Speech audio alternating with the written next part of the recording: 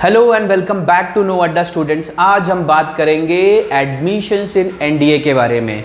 NDA में admission लेना कितना मुश्किल और कितना आसान है, इसके बारे में बात करेंगे।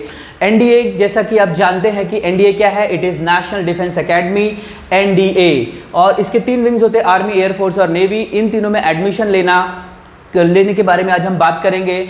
आज की जो टॉपिक्स जिस पर हम बात करने वाले हैं वो है कि when to apply, age limit क्या होनी चाहिए, कैसे अप्लाई करना है, एग्ज़ाम डेट्स कब क्या है इसके, एजुकेशनल क्वालिफिकेशन क्या है, मार्किंग स्कीम क्या है एग्जामिनेशन का, syllabus of examination, physical standard requirement. यानी आप सिर्फ रिटन एग्ज़ाम इसका पार्ट नहीं है, यहाँ पर जो इंटरव्यूज़ होते हैं जिसको एसएसबी कंडक्ट करता है वो भी 900 मार्क का होता है। मतलब 900 मार्क रिटन और 900 मार्क जो होता है वो इंटरव्यूज़ और फिजिकल जो रिक्वायरमेंट्स होती है उसके लिए मिलते हैं। तो वो सब चीज़ें आज हम यहाँ पर जानेंगे।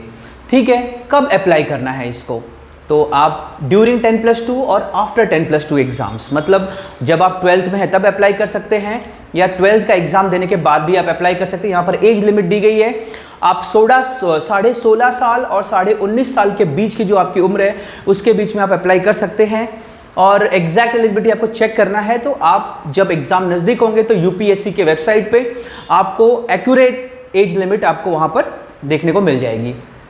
ओके, आपको अप्लाई कहाँ करना है, तो this is the official website upsconline.nic.in। फिर एक बार बताता हूँ मैं, www.upsconline.nic.in। इस वेबसाइट पे सारी जानकारी उपलब्ध है। एग्जाम डेट क्या होता है, ये जो एग्जाम होते हैं जैसे कि आपने देखा है कि जेई मेंस के एग्जाम, जेईई मेंस के एग्जाम या नीट के एग्जाम, ये अब साल भर में 2 बार होते हैं। ऐसे ही एनडीए के एग्जाम जो होते हैं ये भी साल में 2 बार होते हैं। और आपको इसके लिए यूपीएससी के वेबसाइट पे लगातार नज़र बनाए रखनी होगी। अच्छा, एक इंपॉर्टेंट चीज़ यहाँ पर बताई गई है कि अगर आपने अप्लाई किया है एनडीए के लिए या फिर आपने अप्लाई कर लिया है, आपकी ट्रेनिंग चल रही है या आपका सिलेक्शन हो गया, आपकी ट्रेनिंग चल रही है, इस दौरान आप शादी नहीं कर सकते हैं। तो इस चीज़ को आपको ध्यान में रखना है। आगे बढ़ते हैं, एजुकेशनल क्वालिफिकेशन क्या होनी चाहिए, तो जैसा कि हमने डिस्कस किया अभी, आप 10+2 में अप्लाई करते हैं, सो 10+2 is the minimum criteria, minimum educational qualification जहां पर आप अप्लाई कर सकते हैं।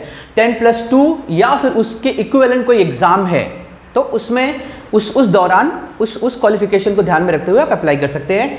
उसके बाद फिर अब इसको 2 पार्ट में बांटा गया है। इंडियन आर्मी के लिए 10+2 is the minimum requirement, but अगर आप नेवी या एयरफोर्स में अप्लाई कर रहे हैं तो आपको टेक्निकली स्ट्रांग होना बहुत ज़रूरी है। इसलिए you should have physics and mathematics as compulsory subject in 10+2। मतलब 12th में अगर आपके पास फिजिक्स और मैथ्स नहीं है तो you will be confined only to Indian army, आप इंडियन आर्मी का सिर्फ एग्जाम दे सकते हैं। लेकिन अगर आपको एयरफोर्स या नेवी में जाना है तो आपके 10+2 जब आप 12th में होंगे या 11th-12th में होंगे उस समय आपके पास फिजिक्स और मैथ्स एज कंपलसरी सब्जेक्ट होना चाहिए। This is most important thing.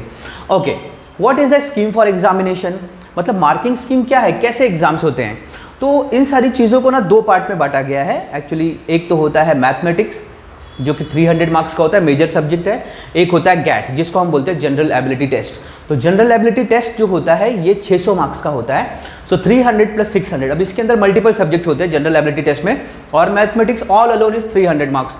तो बच्चे सोचते हैं सिर्फ हम मैथ्स में अच्छा मार्क्स स्कोर कर ले तो बहुत अच्छी बात है, हमें अच्छा मार्क्स मिल जाएगा, लेकिन ऐसा नहीं है। आपको जनरल एबिलिटी टेस्ट जिसके अंदर फिजिक्स, केमिस्ट्री, इंग्लिश ऐसे बहुत सारे सब्जेक्ट्स होते हैं उसमें भी अच्छे मार्क्स स्कोर करने होते हैं जो कि 600 मार्क्स का होता है। तो ये 600 + 300 900 मार्क्स हो गया। और इस 900 मार्क्स के अलावा जो हमारा एसएसबी टेस्ट होता है या इंटरव्यू होता है वो 900 मार्क्स का होता है। और ये इंटरव्यू एसएसबी कंडक्ट करता है। एसएसबी का मतलब होता है सशस्त्र सेवा बल जो होता है हमारा, उसे एसएसबी कहते हैं। दिस इज सेंट्रल बॉडी, जो हमारा गृह मंत्रालय है उसके अंडर एसएसबी आता है और वो ये इंटरव्यू कंडक्ट करता है। और हर एक इंडिविजुअल को, एक इंडिविजुअल ऑफिसर ये 900 मार्क्स में से मार्क्स देता है। ठीक है, आगे बढ़ते हैं। ओके, एग्जाम के दौरान आपको क्या यूज़ करना है, क्या नहीं यूज़ करना है। आपको कैलकुलेटर्स नॉट अलाउड, आप कैलकुलेटर का इस्तेमाल नहीं कर सकते, आप लॉग टेबल का इस्तेमाल नहीं कर सकते। आप जो एग्जाम में लेके जाएंगे वो सिर्फ एक चीज़ है, ब्लैक बॉल पॉइंट पेन। क्यों? आपके जो एग्जाम्स होंगे वो एमसीक्यू फॉर्म में होंगे, ठीक है। तो एमसीक्यू फॉर्म में आपको जो है ब्लैक कलर का बॉल पेन जो होता है, जब हम OMR शीट यूज करते हैं उसमें 4 ऑप्शन होते हैं, A, B, C और D। तो जो भी करेक्ट ऑप्शन रहेगा, मान लीजिए C करेक्ट ऑप्शन है, तो ब्लैक बॉल पॉइंट पेन से आपको उस C ऑप्शन को कलर करना होता है, इसलिए हमें ब्लैक बॉल पॉइंट यूज करना है, ठीक है। अब बात करते हैं फिर से सिलेबस के बारे में, कौन से सब्जेक्ट है। तो सबसे इंपॉर्टेंट सब्जेक्ट रिटन एग्जाम में है मैथमेटिक्स, मेजर मैथमेटिक्स है। अब मैथमेटिक्स के कौन से टॉपिक आपको एग्जाम में आएंगे, अलजेब्रा जिसके अंदर आपके क्वाड्रेटिक इक्वेशन, पॉलिनोमियल्स, ये सारी चीज़ें होंगी। Then we have matrices and determinants, ये भी हमने 12th में पढ़ा हुआ है। Just a second, have you just, can you please, okay, why I am not able to write, where is the other pen, okay, इसका चार्ज खत्म हो गया। अलजेब्रा, देन ये आपने 10th 12th में पढ़ा है, 10th में पढ़ा है। Then we have matrices and determinant, ये भी हमने 11th 12th में पढ़ा हुआ है। देन वी हैव ऑलरेडी बहुत रिग्रेसली ट्रिग्नोमेट्री को पढ़ा हुआ है, बहुत सारा ट्रिग्नोमेट्री पढ़ा है हमने 11th 12th में। 2D एंड 3D ज्योमेट्री ये भी हमने पढ़ा हुआ है, पैराबोला वगैरह सब। उसके बाद फिर calculus and differential and integration, ये सब चीज़ें भी कैलकुलस हमने पूरा पढ़ रखा है, limit, continuity, differentiation, integration. Vector algebra भी हमने पढ़ रखा है और स्टैट्स और प्रोबेबिलिटी भी हमने पढ़ रखा है। तो ज़्यादा कुछ पढ़ना ही नहीं है, जो भी सिलेबस आप देख रहे हैं ये एनसीईआरटी का सारा सिलेबस है। एनसीईआरटी मैथमेटिक्स सामने आपके पढ़ा हुआ है, तो एनसीईआरटी मैथमेटिक्स अगर आपने पढ़ लिया तो it is enough for your NDA exams. आगे बढ़ते हैं, अब आते हैं हम लोग गैट पे, जनरल एबिलिटी टेस्ट पे, ठीक है। जैसा कि मैंने बताया मैथमेटिक्स इज ऑफ 300 मार्क्स और जो गैट है general ability test, this is of 600 marks. तो ये 600 मार्क्स में कैसे डिवाइड किया गया है, तो इसमें 2 पार्ट है। पार्ट ए जिसमें इंग्लिश ही सिर्फ 200 मार्क का होता है, यहाँ पर भी गैट में मेजर सब्जेक्ट क्या है, इंग्लिश है, आप याद रख लीजिए। उसके बाद part B general knowledge 400 marks का है। तो अगर हम देखें पार्ट बी को आगे और भी डिवाइड किया गया, ऐसे ABCDEF ऐसे 6 पार्ट्स में डिवाइड किया गया है। तो इसमें सेक्शन ए जो है उसमें 25% मार्क अलॉट किए गए हैं, कि सेक्शन बी जो है वो केमिस्ट्री, उसमें 15% मार्क्स अलॉट किए गए हैं, और सेक्शन सी जो है that is general science 10% mark allot किए गए हैं। फिर हिस्ट्री ज्योग्राफी भी होता है, ये तो आपको 11th 12th में था नहीं।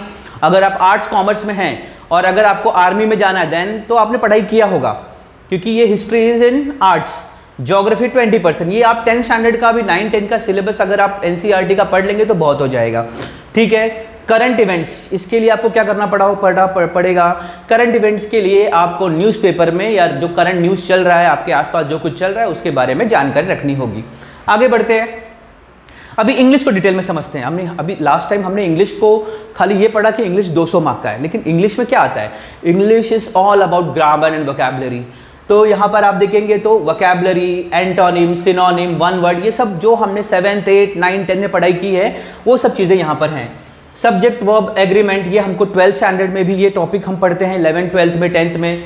Then we have preposition, we are learning right from 4th standard 5th standard से पढ़ाई कर रहे हैं हम।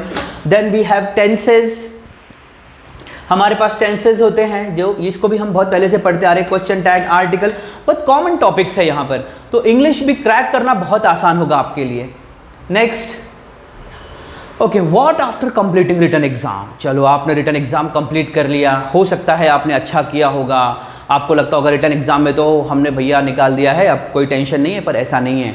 एसएसबी द्वारा कंडक्ट करने जाने वाला जो इंटरव्यू का जो सेशन होता है बहुत डिफिकल्ट होता है, और उसे भी उसी लगन से, उसी मेहनत से निकालनी होगी जितना मेहनत आप रिटन में करते हैं। तो नाउ लेट अस लर्न कि क्या होता है। तो रिटन एग्जाम के बाद आपका इंटेलिजेंस एंड पर्सनालिटी टेस्ट होता है, मतलब आपकी इंटेलिजेंस लेवल क्या है, आपकी पर्सनालिटी कैसी है, क्या आप प्रेशर को झेल पाओगे, अगर आप ऑफिसर हो बन जाते हो तो क्या आप प्रेशर में काम कर पाते हो, ये सारी चीज़ें यहाँ पर चेक की जाती हैं। इसको कंडक्ट कौन करता है, जैसा कि मैंने बताया एसएसबी, सशस्त्र सेना बल, ये इसको कंडक्ट करता है, ठीक है। उसके बाद फिर सॉरी मैंने कहा सशस्त्र सेना बल, इट इज सशस्त्र सीमा बल, ये इस एग्जाम को कंडक्ट करती है। 2 स्टेज प्रोसेस, इसमें 2 स्टेज होता है, स्टेज 1 एंड स्टेज 2। तो स्टेज 1 में क्या होता है, ऑफिसर्स इंटेलिजेंस रेटिंग, मतलब ऑफिसर्स आपके साथ बात करेंगे, आपको जानेंगे, परखेंगे और आपको जो है वो OIR के तहत आपको मार्क्स देंगे। पिक्चर परसेप्शन, आपको कुछ पिक्चर दिखा के आपके इंटरव्यू लिए जाएंगे, और डिस्क्रिप्शन टेस्ट होगा, आपको कुछ डिस्क्राइब करने को कहा जाएगा। तो PPNDT इसको कहते हैं, picture perception and description test होता है PPNDT। स्टेज 2 जो होता है वो इंटरव्यू राउंड है। यहाँ पर आपके और थोड़े से रिग्रेस इंटरव्यूज होंगे, ग्रुप टास्क दिया जाएगा आपको, आप चेक किया जाएगा कि आप ग्रुप में कैसे काम कर सकते हैं। लाइक आपका जो आप ग्रुप टास्क को कितनी अच्छे से निभा पाएंगे, आप किस तरह से लोगों से कोऑर्डिनेट कर पाते हैं, ये सारी चीज़ें यहाँ पर चेक किया जाता है। Then we have psychology test, आप साइकोलॉजिकली कितने स्ट्रांग हैं, वो सारी चीज़ें आपकी चेक होंगी। कॉन्फ्रेंस में आपसे बात की जाएगी, ये सारी चीज़ें जो होती हैं स्टेज 2 में होती हैं। अब जो भी इसमें मार्क्स मिल रहा है, एक कंसर्न ऑफिसर होगा जो आपको इंडिविजुअली मार्क्स देगा। ये भी क्लियर हो गया। आगे बढ़ते हैं। फिजिकल स्टैंडर्ड रिक्वायरमेंट, आपकी बुद्धि परख ली गई, आपके रिटन एग्जाम्स हो गए, लेकिन फिजिकल रिक्वायरमेंट्स भी कुछ होती है जहाँ पर ये सारी चीज़ें आपकी चेक की जाएंगी। जैसे आपको वैक्स, आपके कान साफ होने चाहिए। सेकेंड चीज़, डेविएटेड नसल सेप्टम, मतलब आप नाक से दोनों जो नसल कैविटी है उससे बैलेंस्ड आप सांस लेते हैं, या आपकी एक नस कम चलती है, एक जो नसल कैविटी वो कम चलती है और एक ज़्यादा चलती है। ये सब चीज़ों को चेक किया जाएगा।